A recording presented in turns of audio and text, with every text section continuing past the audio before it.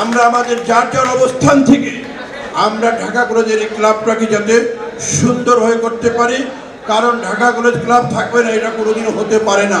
ঢাকা কলেজের সমস্ত ছাত্ররা আজকে বিভিন্ন জায়গায় অধিষ্ঠ আছেন, রাজনৈতিক অঙ্গনে বলেন আর আপনার কি বলে রাষ্ট্রীয় প্রশাসনিক কাজে বলেন, যেই জায়গায় বলেন সবাই ঢাকা কলেজের একটি আধিপত্য বিস্তার করে আছেন।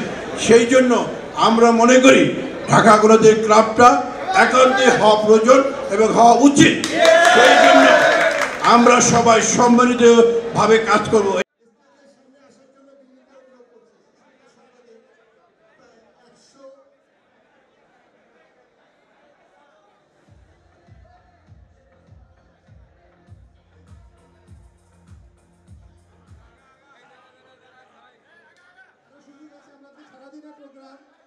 আরো সুযোগ আছে।